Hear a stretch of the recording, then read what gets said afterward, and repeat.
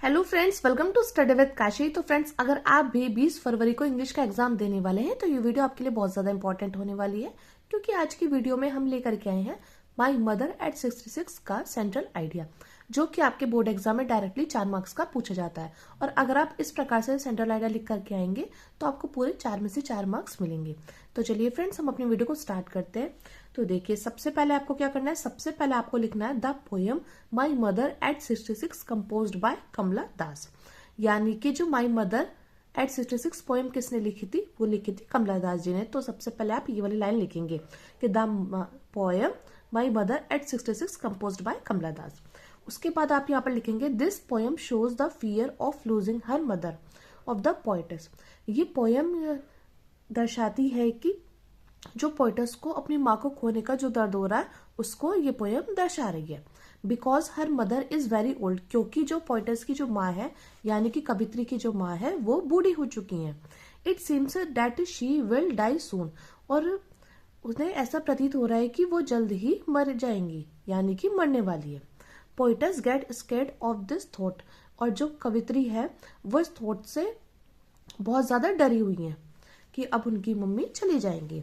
To come out from this negative thought, अब इस negative thought से बाहर आने के लिए वो क्या करती है, she look outside of car, वो अपनी कार के बाहर देखती हैं। The world outside is full of Joy, वो देखती हैं कि ये जो संसार है ये खुशियों से भरा हुआ है। The young trees seemed running fast, जो पेड़ हैं, जो नए नए पेड़ हैं, वो ऐसे लग रहा है जैसे कि वो दौड़ रहे हैं। क्योंकि जब हम कार से देखते हैं बाहर तो हमें ऐसे लगता है कि ये जो पेड़ है ये दौड़ रहे हैं, यानी कि जो भी हमें कुछ ऐसी चीज दिखाई देती है वो हमें ऐसी दिखती है कि ये दौड़ रही है। तो जब कवित्री कार से बाहर की तरफ देखती है तो वो देखती है कि जो ट्रीज है वो क्या कर रहे हैं, वो दौड़ रहे हैं।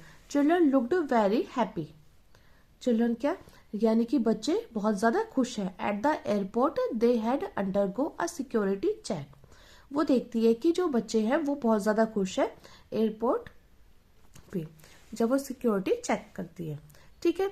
द पोएटस वो standing a few yards away from her mother, जो पोएटस है वो अपनी माँ से थोड़ा सा दूर जाके खड़ी हो जाती है।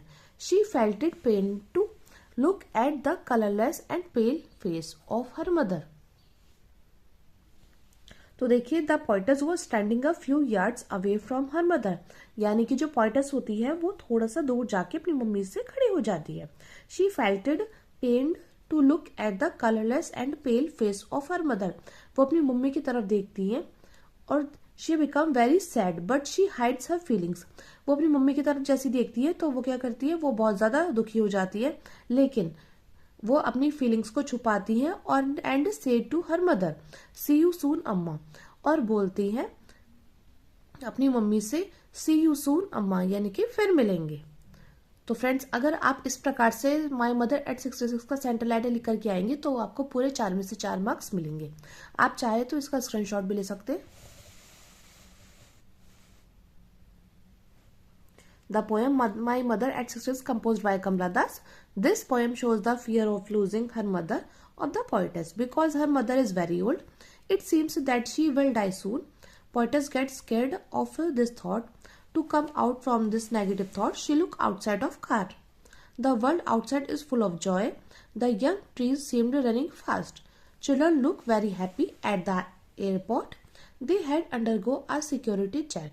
The poetess was standing a few yards away from her mother.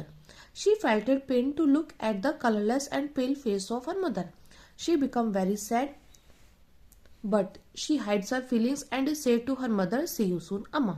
तो चलिए फ्रेंड्स, मिलते हैं नेक्स्ट वीडियो में। Thank you, thanks for watching.